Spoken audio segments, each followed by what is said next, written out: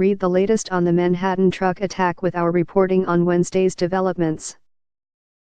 A driver plowed a pickup truck down a crowded bike path along the Hudson River in Manhattan on Tuesday, killing 8 people and injuring 11 before being shot by a police officer in what officials are calling the deadliest terrorist attack on New York City since September 11, 2001.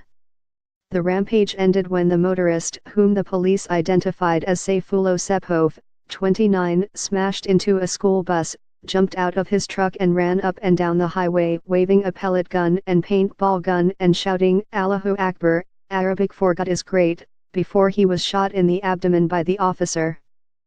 He remained in critical condition on Tuesday evening. Mayor Bill de Blasio declared the rampage a terrorist attack and federal law enforcement authorities were leading the investigation. Investigators discovered handwritten notes in Arabic near the truck that indicated allegiance to the Islamic State, 2 law enforcement officials said.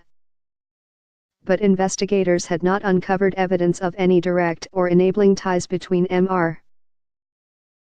Sepov and ISIS and were treating the episode as a case of an inspired attacker, 2 counterterrorism officials said. Mr. de Blasio said at a news conference, "Based on information we have at this moment, this was an act of terror, and a particularly cowardly act of terror aimed at innocent civilians."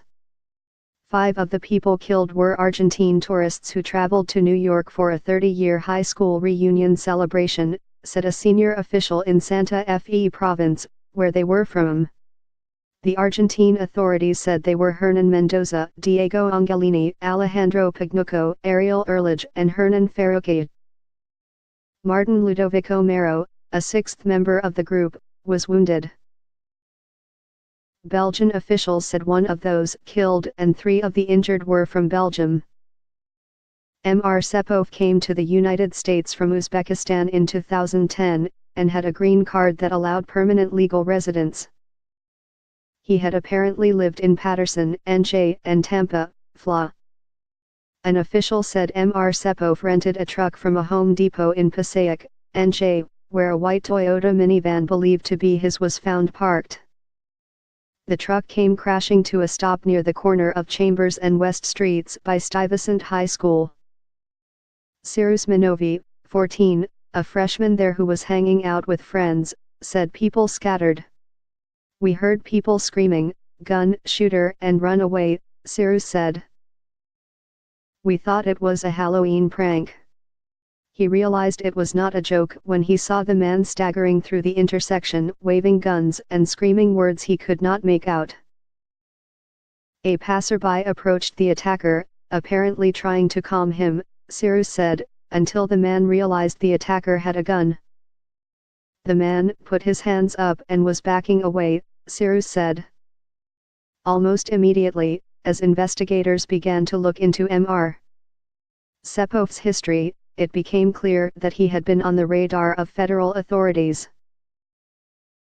3 officials said he had come to the federal authorities' attention as a result of an unrelated investigation, but it was not clear whether that was because he was a friend, an associate or a family member of someone under scrutiny or because he himself had been the focus of an investigation.